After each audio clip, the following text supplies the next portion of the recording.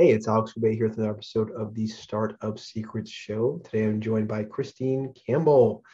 Christine, how are you today? I am awesome. Thank you. Hope the same Excellent, is excellent. true. So as you guys can tell, before we chat, we started turning the mic, we chat a little bit. I want to let you guys know Christine's got a lot of fully formed, cogent ideas. So I am fired up to listen, probably talk a lot less than I normally do. All that being said, Christine, you are a successful entrepreneur now. There have been struggles, moments where things look different. If you could take me to the start of your corporate career and the mindset you had going in, that'd be a great place to start the hero's journey today.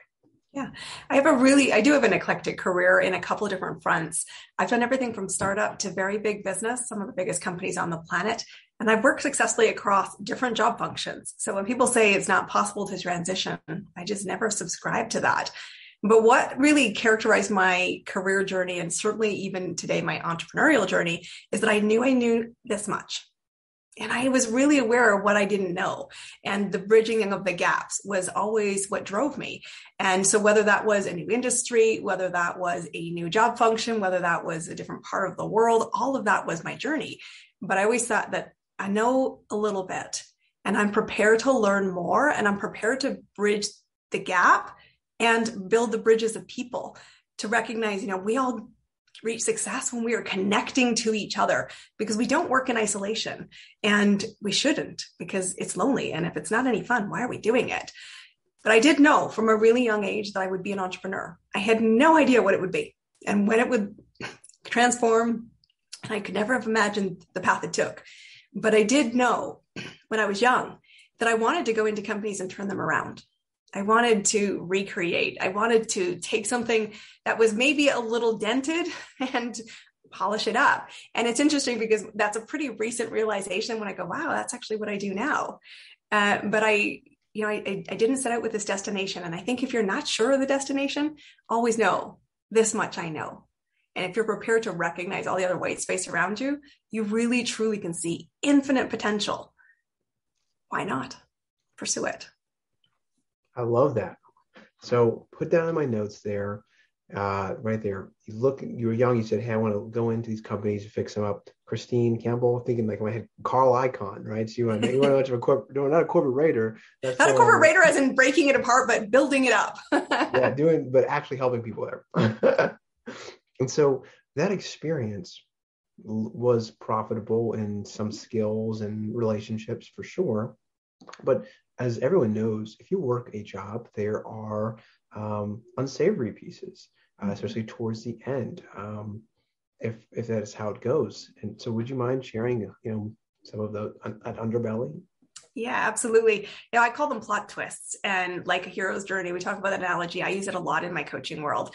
And I said, there is a moment of impact. And if you have not had one in your career, trust me, there will be one in your life. We always need to be prepared for the impact. But I was working in a corporate role. I really loved it. We definitely, had some loose boundaries of how many hours I should work.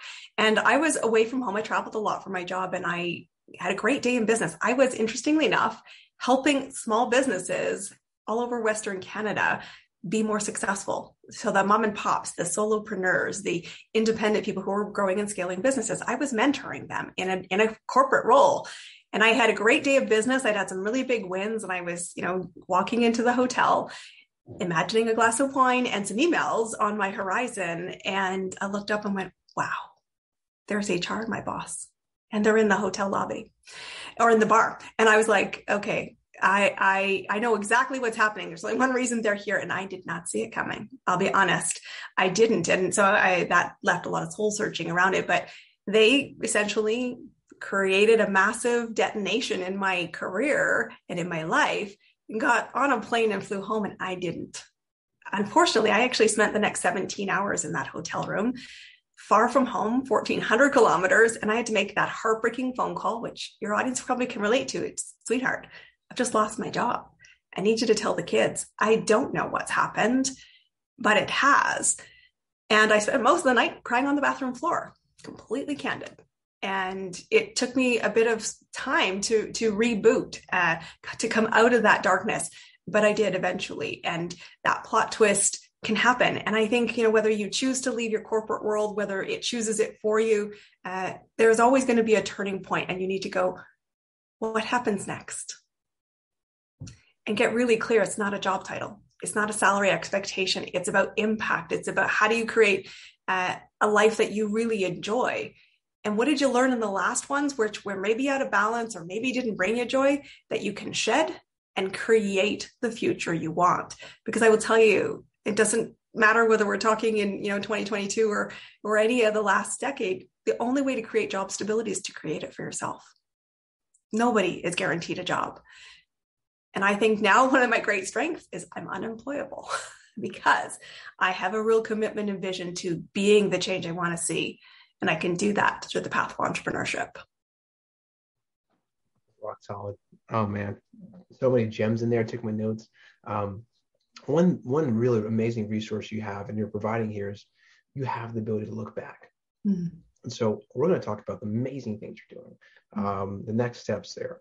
When you do look back, and for those in our audience who might be in this position right now, not saying red flags, but you knew what that represented when you saw them there. So you might have seen this before, but when you look back and you think, around the time, and it's hard to think about these tough times, I know, but were there signs that you might have not ignored or missed because you are someone who's 100% and you are kicking ass all day, you are going extra, you care, right? Yeah, it's an interesting one, and it's definitely one that takes up a lot of free space in your head when you look back and say, like, how did I miss the clues, or what did I miss? And I sometimes will tell you don't always get the answers, and that's sometimes a legal thing, and sometimes it's just lack of leadership that doesn't want to have the honest conversations. But when I look back on that journey, and one of the things was, I have always been very focused on execution, and so if I was given a task, I was the one to execute that. And I think when I look back on this specific example, I completed the task. But I ruffled some feathers, and ruffling some feathers eventually became a trade of keeping, a client base happy or losing a leader. They were focused on the client, and it cost me my job. And it's interesting when you go back, and that's where, I learn when I go back is how important enrollment is. Because, I was clear on the task. I was very focused on the task, but I needed to enroll and look at the style flexing that, maybe I was too black and white. Maybe I was too driven to complete the task. I also think that is a great strength. Mm-hmm. But at the time, I would say style flexing was one. And two, also, personal leadership. Did I create the safe space, as the employee? And I've also been the employer, to say, we need to have the conversations that need to be had. Honesty is really important, and we strive for authenticity, but we're scared to do it. And I always think, you've got to recognize it's not about you. You've got to step outside yourself, because if I had awareness to it, I could have course corrected or decided that course correction didn't sit my values, and I could have exited by choice. I didn't have that. And I was out the door, but I learned a lot from it. And it got me very clear on the leadership, the personal leadership I wanted to take into my next chapter. Because an interesting story, talk about funny, life turning around. The thing that got me moving after the darkness was the person who worked for me. One of the many people who worked for me came to me and said, your job has been posted. So they hadn't filled my job. I didn't have a replacement already set up. And she asked me to help her get her the job, help her I coach her to get the job, to apply for the job. And, while my jaw hit the floor and I was like, you want me to do what? I thought I admired her tenacity. I admired that she was going to pursue her dreams. And I thought if she has the courage to pursue hers, the kind of leader I wanted to be was to help her. And if I could help her, I had to find the courage to help myself. And that moment did eventually help me go, it's done. It's happened. I cannot unwind the reel. The movie played out. So all I got to choose was, what do I want to do going forward? And I knew right then and there I had to commit to pursuing things that scared me. Eventually it led to entrepreneurship. Man, okay, so this is great. Not because of like hearing the story, I mean, like, that's great to hear, but it's like the authenticity is really exemplary. Mm-hmm. And we're going to shift off this, but I did want to take my takeaway and something like I've seen. So listening to that, the hardest thing for me is when I work with people who like aren't all in, because once you accept ambiguity, even if it's so you're able to accept these things more when you're aligned with what you want, like whether it's your purpose or it's your drive, something you're accomplishing. If you are able to do what you want, which is harder to design that in the corporate position, because there are stakeholders who have control of the purse strings or decisions that will stop you from doing you in the best way possible sometimes, not say all the time. But as an entrepreneur, or people I deal with in entrepreneurship, you're pursuing what you want. So there's no reason not to be authentic, right? Because you choose what you go after, so you might as well be 100% in. That makes sense, I think it does. And I said, it makes sense. It's hard to do. It's hard to do. It's scary. And so let's talk about that jump into that void, right? The ambiguity of, oh, there's nothing here. At least you don't think it is until everything's here, right? So what was that first year like after that happens? Well, yeah, I have an exercise that I do, and it's a free resource that I often give out, and I give it to every new client who wants to work with me. And it's sort of like, what does your future entail? And I'm always really clear with people, your impact and your definition of success changes over time. So let's talk about what it means right now and get really clear on what is the feel, look, and substance of the impact. It isn't a job title. It isn't the salary. It isn't the label. So let's shed that, which is very hard. If you're coming from corporate, it's very hard to shed the labels. It's often why we struggle to network effectively, because we feel a little lost when we don't have the structure of a title and a company name behind us. And we're just foraging our own way out there. But for me, it was going back and doing that exercise. It's 10 questions. And it's one I talk about in a course that I wrote called Plot Twist, I've Been Fired. And it takes you through the reinvention piece, the pieces I personally used. And if you're ever standing at a crossroads, these 10 questions can be really helpful, because it needed to be my vision. And this is an important thing when you're becoming an entrepreneur. I said, the vision is yours. You are the one to carry it. And you may or may not have a cheering squad. It's one of the reasons I built my own community when I first started my journey, because I saw so many accidental entrepreneurs who did not have a cheering squad and were paralyzed because people were questioning, sometimes with good intent, sometimes with malicious intent. Why don't you just go get a job?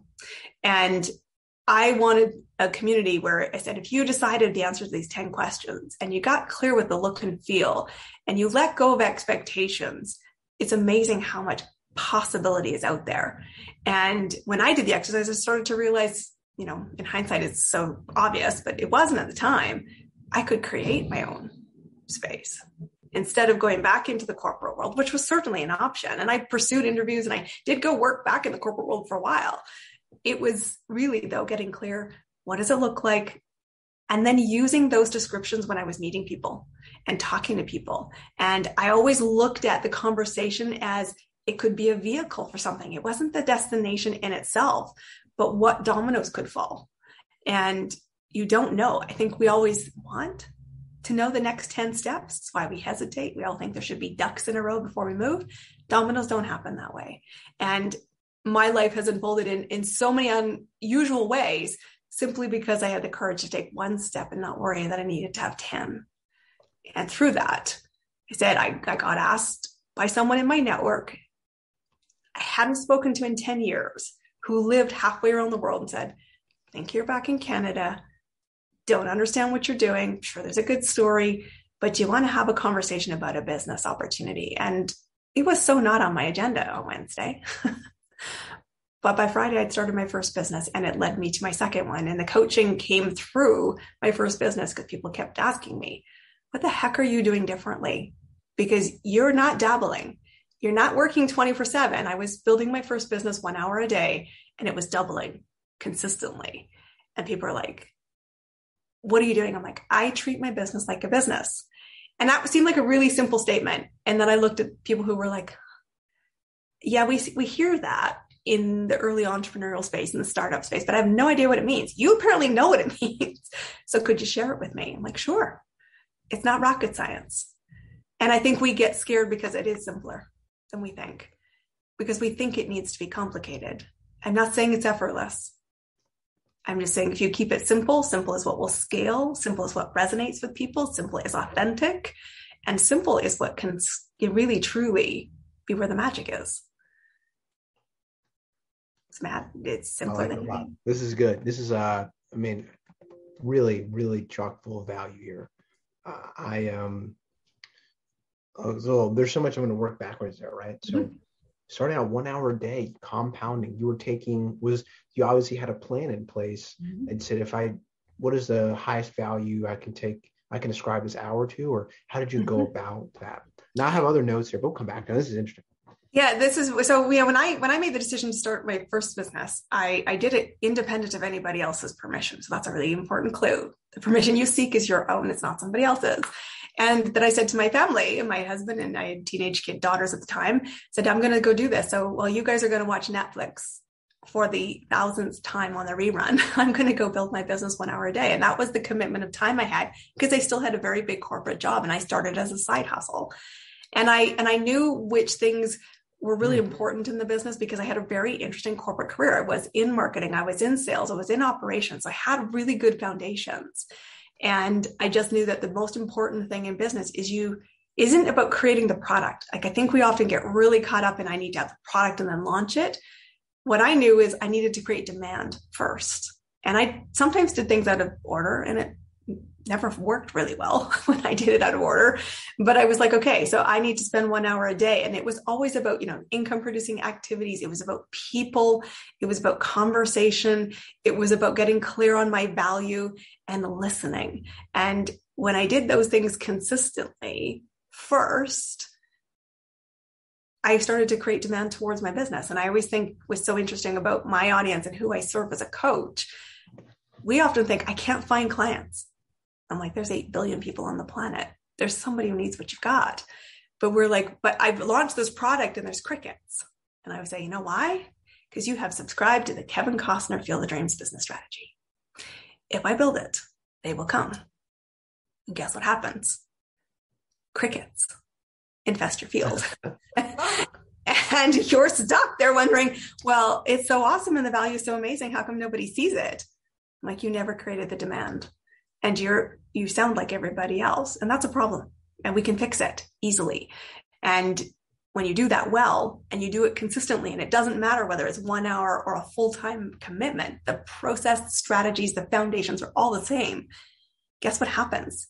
People start to watch, observe, and follow. And I will tell you, interestingly enough, yes, I'm very visible on social media, but not a single client has ever engaged in my social media before they became a client. They're watching, but they're not engaging.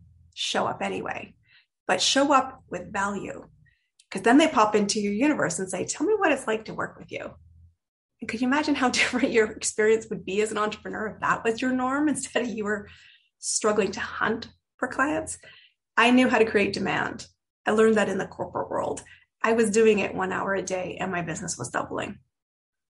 And I just thought, if I just kept going, the goal initially with that first business was not to replace my full-time income. And it wasn't my destination that I started with, that I would be a coach. I'd mentored a ton of people. But when people started to notice, they came to me saying, could you teach me? I had credibility in the marketplace already because of that. And what we need to do first when we're building a business is start to build credibility. And you have it, but you don't know you have it. You have it because you come from some amazing life experience.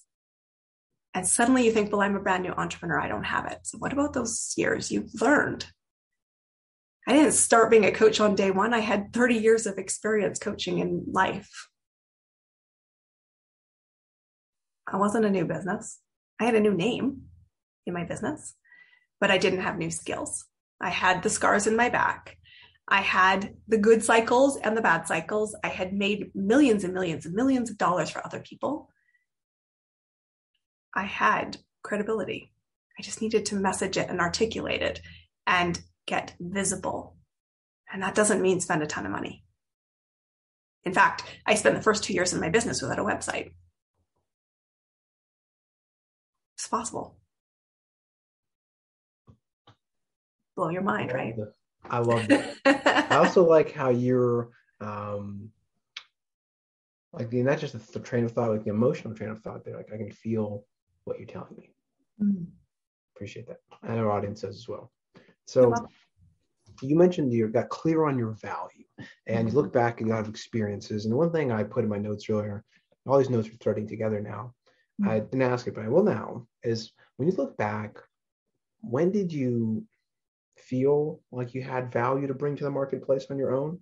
But when you look back now, how much after you, I'm trying to say this right, how long was it? Like if you look back, how soon could you have started to bring value to the marketplace on your own versus like when you did? Because I feel like there's maybe 10 years to our time, like you had the skills to bring, and everyone, like you said, everyone has an ability. It's just, we can get into the identifying, getting stuff later.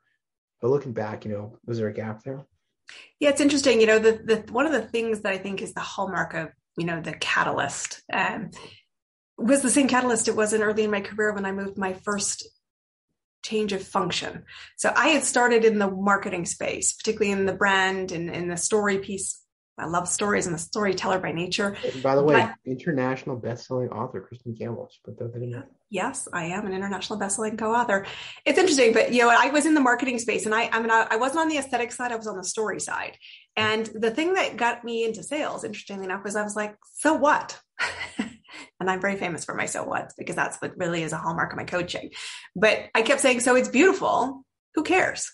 Why does somebody need to care about this? And I kept saying that. And that's really a sales question. But I grew up around my dad, who was an incredible salesman, very handshake orientated, kind of integrity and relationship focused.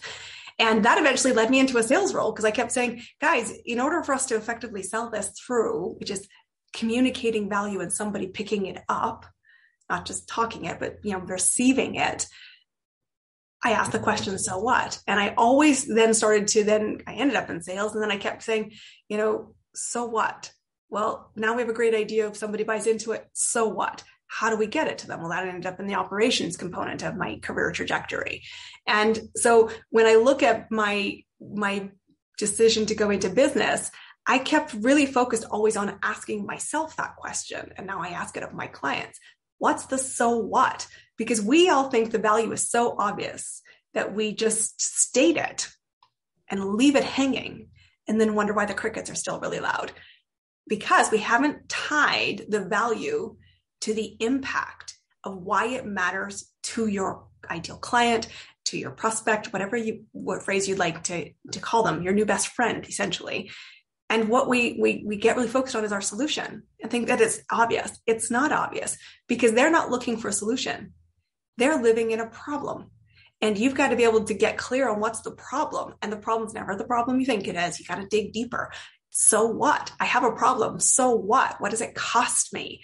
Why and when will I draw the line in the sand and want to move? Because until you can get into that conversation, you're like wallpaper. See you. Interesting. Don't care. But if you can ask the so what, start to message the so what, get into the conversations they're already having, and you say, you've drawn the line in the sand. There's something else on the other side of that problem. And here's a bridge to get you there. And I'm the right guide to lead you there because of some connection. So what in the connection piece? Things explode. And they exploded in my corporate career and they've exploded on products, but that's the same messaging I take with my clients now. So when I looked at my business growth at 1 hour a day, I was fairly clear. What's the so what? In my case, my first business, it was in the health and wellness space. And the solution, I'll go and say, was skincare. And people kept saying the problem is bad skin. I'm like, the problem's not bad skin. I kept saying, so what? What is the so what about bad skin? What does bad skin cost you? It costs you income. It costs you relationships. It costs you confidence to show up on screen and meet strangers. It costs you all kinds of ways. If I could get into the conversation about how would you like to be confident in your skin and what doors would open for you, would you be curious to know how to build that confidence or one step to build that confidence? Now I had their attention. I'm like, great, let's talk about how we learn to love the skin we're in. And eventually, then they were down the road, I could say, and one option is skincare. But it's a very important element that you need to get really clear on your business. And sometimes this is really hard to do by yourself, but I can help you with it. What's the so what? So what is where the magic is. Man, that was really nice there, especially at the end as you give a specific example. A lot of people who can shift between specifics and high level, like for the skincare line.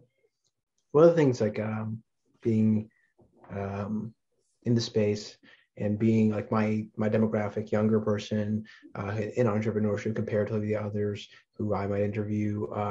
Obviously, you are between age 25 and 27, so you are. Of course, great skin. Hello. I know, right? The skin's glowing. I need to buy this skincare line. That's right.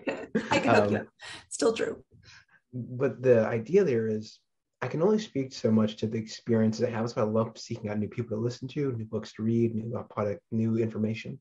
Because as you tied it to like the marketing side of the skincare, like you spoke to so what's that I maybe not be privy to.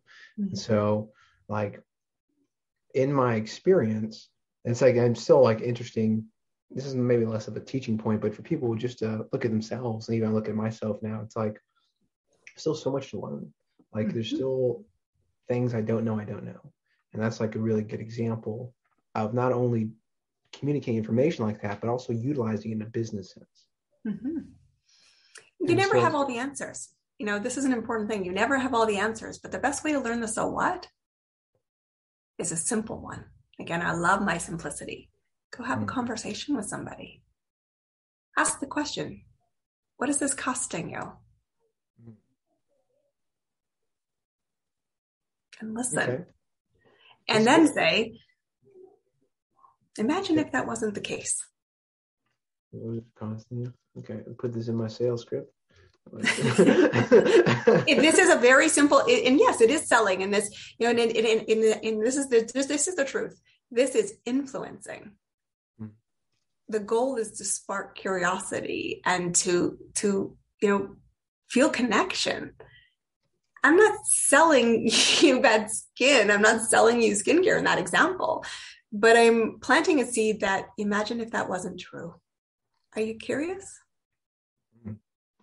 So I like this value presented. I think people who are seeing this now are aware that there is clear, not only business savvy, I see your MBA and international best-selling author. Again, that's just such a, even if it's a little ego boost, it's a great ego boost. Great, because it's recent. It's only been like a month. I love it. Every time I hear it, woo, that's crazy story in itself. So with that being said, let's talk about your ideal clients, right? So if I could say, Christine, paint me a picture of who you can drive the most value to, or who'd be your ideal client, what would that sound like? What would it look like? Yeah, I work with primarily service-based entrepreneurs. They probably call themselves business owners because they're scared of the word entrepreneur. They've been in business typically less than 3 years, and they're in one of two camps.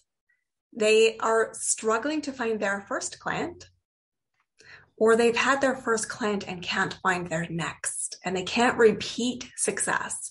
And that can happen because you've taken a skill set that may have come from the corporate world, and you have either brought some people with you from a previous life, but you don't realize that your business is going to be built on strangers that become friends or become acquaintances, and then eventually a respected partner and things. So they don't know how to make new friends, which honestly, as an adult, like you talk about a young demographic, but an older one, one of the biggest things we realize is, wow, it's so hard to make friends. Like, when you're not in school, it is a real hard thing. And yet your business is going to drive itself and be consistent and predictable if you can learn the habit of making connections and be a good human is my first piece of business advice. Just be a good human. That's how it starts and ends. So plot twist and spoiler alert, that's how it works.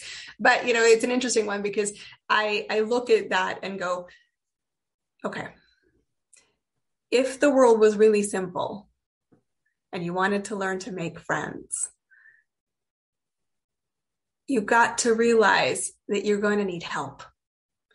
Because when you're an early stage entrepreneur and you've either got, I said, a client and can't repeat a client, or you don't know how to find a client, you can start to get distracted by shiny objects and thinking business success needs to look like this highlight reel or that highlight reel. And you may have some courage to get out into the universe, but you're not doing it on a consistent basis. You're not doing it with an intentional basis.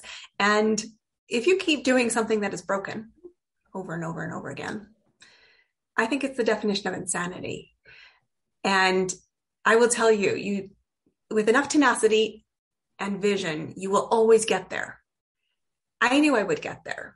But when I decided to invest in coaching in my own journey, the reason I did there, because I said, I'll get there in 5 years. How exhausted will I be at that place? Probably pretty exhausted, because I was running this business on top of a corporate career and a family life. And I promised myself I wouldn't work 100 hours a week anymore for little to no money. It's just, I was done that. I didn't need to do it. I did it in my 20s. I did not want to do it at that time in my life. So I looked backwards and said, why would I work with somebody? And that doesn't mean me. It could be a mentor. It could be join a networking group. It could be all kinds of different versions. But the reason you would go and pursue that, and I went and pursued it, was because I'm like, if I made it in 5 years and I was completely exhausted, will that be a win? And what happens if I could shorten that to 18 months? Could I pay for speed? Could I pay for less hiccups? Save $1. This is a conversation I have a lot with my target audience, and say, what is one client worth to you? What happens if I don't teach you, especially with the kind of coaching I do, which is threefold: coaching in the traditional sense of accountability, vision, and support. But I do a lot of skill development and strategy so that your business can really catapult, and then mentor you to be consistent, because left to our own devices, we fall off the wagon. We know that. So I do those three things and said, yeah, but when you look at that, I'm going to teach you something that you can repeatedly apply, repeatedly win from. So is it really an expense, or is this an investment that whatever window looks like, you will get there faster with less hiccups, hopefully enjoy the journey more? It was worth it to me. And when I talk to early stage service-based entrepreneurs who I said have got their first client or struggling to get their next client, if you keep doing what's broken, you will run out of runway. Imagine if that wasn't true. Imagine if you had the support, structure, skills, and confidence to pursue it. You can. Isn't that worth the conversation? Not everyone will say yes. My audience, who is ready to draw the line in the sand and move, will. And then they show up and say, let's have a conversation. I do not make everybody an offer. And I also want to say that this is an interesting thing about service-based businesses, that you actually choose who you want to work with. But if you're not meeting more people and you're not making offers in your business, the truth is you have an expensive hobby. And that may be enough. And that may be exactly what you're looking for, but do not delude yourself. If you do not meet new people and make friends with strangers, and you do not make offers to people consistently in your business, you don't have one. And you can correct that. And you can do it more easily, in my opinion, by getting some help from a seasoned entrepreneur who not just has good seasons, but has been through some battles, has some scars, and has the tenacity and resiliency to say, I am still learning. I am still, to your point, did I see some things coming? That ongoing self-awareness is everything. But good leaders should walk the walk. And I'm always reminded, the first person I must lead is me. And it was my vision to start this business. And I would say the same thing to your audience and to you. Remember, you must lead yourself, and you must remember this was your vision to carry. Do you want to get there exhausted? Or do you want to make that impact and make a big difference? Because you can. You're here. You would never have the idea if you weren't capable of fulfilling it. But nobody ever said you had to do it solo. Let that go. So your vision is up to you, right? And so let's talk about your vision for the next 12 months, let's say. Mm-hmm. I love keeping up with entrepreneurs, keeping them accountable. This is what you said. Now we'll come up to that, but I am curious, what are the Christine Campbell goals for the next 12 months coming? Yeah, I've got some big things that I've got going on. I'm really excited to this. Two things in particular. One is I'm collaborating with a whole bunch of other coaches to launch a Fempreneur program, which is going to be a 16 weeks boot camp from idea straight through launch to help more women entrepreneurs to succeed. Because the shocking statistic, 2% of female women entrepreneurs make the $1 million in sales. It's not to say that everybody wants $1 million business. Let's just be clear on that. But 2% is a shockingly low number because it does nothing to do with our capability, vision, and capacity to make an impact. I want to make that number grow. So I'm excited to collaborate at a global level. There'll be coaches from 5 countries in it. It's going to be really lots of fun. We're going to be launching that in the tail half of this year. So I'm really excited to see that come together through a collaboration event. And that's a big part of what it can explode your business. And the second thing is, I'm going to be building a bigger stage to amplify. So I do some opportunities to work with people, but I want to keep it focused not on the theory, but to bring events to more entrepreneurs to say, this is your hands-on boot camp. I want to see more people succeed. Like I look at what is my legacy. I'm like, when you work with a coach, my goal first is to see you and for you to feel seen. Because you're lost in the wilderness, right? Chances are you're lost in the wilderness. But from there, I want you to be able to whisper to then to learn to roar so that you create positive ripples of change. Small business is what will change the economy. It's the thing that will change the world. It changes your family. It changes the communities you serve. It's massive. That small first drop in the ripple is massive. Never undervalue it. But I want to make sure more people are succeeding. There's nothing worse than watching someone give up on their runway and then go back or have that, expectation. I need to go get a job because where we started our story, job to me is an acronym, just over broke. Ooh, these are hard things for some people to hear, I know, but the value is not just the experience you share that people are going to bank on, but you've also got some tangibles that you offer. I think there's a workshop on the events section. I'd love for you to frame that and share with the audience, how they can get their first experience with all the actionable items you've been sharing today. Yeah, I'd love to share that. Thank you for the invitation, Alex. So I do run 2 free workshops. They kind of alternate through my calendar year. You can find them on my events tab. My website is my name, you see on the screen, ChristineCampbellRapin.com. But they are about standing up from the sea of sameness, because that's one of the things that the world is craving. And the 1% that will make your business awesome is the fact that it is you and your business and your vision. And so they are ways to create curiosity and ways to stand out. So they're around storytelling. One is about, using storytelling to make bigger impact and bigger money, and the confidence it comes to step into how to speak publicly about your business. Hello, it's not my name is, my company is X, and I have this really broad title like I'm a coach. Stop doing that. That's going to be number 1. And that's presenting with passion and confidence. The other one is about mastering your networking infomercial, because your business will be built on meeting strangers. You need to learn how to create curiosity by speaking about your business. And it is not about showing up and vomiting your business on the how. People connect to the what and the why. And you need to craft that and have confidence doing that. And so that's what the second workshop is all about, because if you are not spending 50% of your day meeting new people, you will always have an inconsistent revenue stream. And I will tell you, that's a high stress game that you do not have to play. So get out and meet some people, but do it through story, connection, because that's how you will actually build credibility in the marketplace. And it's a lot of fun. And people want to tell stories. That's what we resonate with. And we're all driven by that common desire to connect, not on the BS, but to say, I want to see the hero rise. We learned through that. We admire it. We want to be part of it, and we will champion it. And that can really help your business. Hey, I love that. And I love the attitude and the fact that, hey, you brought your experience, to strangers today. Right? Mm-hmm. You're doing what you believe in your heart is helpful to others. I like anyone who walks the walk and also gets to talk the talk. Right. Some days it's swagger, and some days it's really not. Just keeping it real. Well, hey, thanks for coming and talking the talk with us today, Christine. Thank Below, you. we're going to link to your website and how to follow with you on social media. But as we wrap up here, as a final thought, piece of advice or anything you would like to close on, last little bit, here's yours. Yeah, my one tip, this is a fundamental one, and it is about that permission. And I did allude to it earlier, but I will tell you, write yourself a permission slip.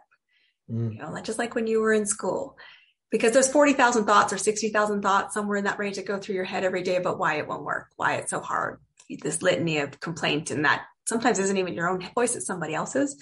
You need to retrain your brain that it's possible and that it's worth pursuing. And a permission slip can be a really visible reminder that you're right. I'll keep going. I wrote a permission slip when I first started my coaching business. It is still on my desk today. And it reminded me that I was going to create a successful, thriving business and bring support to entrepreneurs so that I could make a positive impact. Write yourself a permission slip. Put it in your car, on your bathroom mirror, on your office. Remind you that it's already foretold. So when you need it, look back and go, right, I said I could do this. It's really valuable. Sounds silly, do it. It will change the dialogue in your head. And that's the first place and the hardest bit you need to tackle is the 6 inches between your ears. Christine, I really enjoyed this, not just the knowledge that you transmitted, but I just is aware. I just found myself nodding a lot. The way you communicate is like, you know what, she's right. Well, I'm glad you've enjoyed it. I hope the audience does too. This is an exciting thing. You got to love what you're doing. And I love what I do. I got to think I've got the coolest thing in the world. I get to be shotgun watching people make their dreams fly. It's fun. It's hard. Effort on the right things can make it possible, but I tell you, lights me up. Hey, thanks for flying with us today, Christine. Thank you. This has been another episode of the Startup Secret Show. My name is Alex Dubay. Until next time.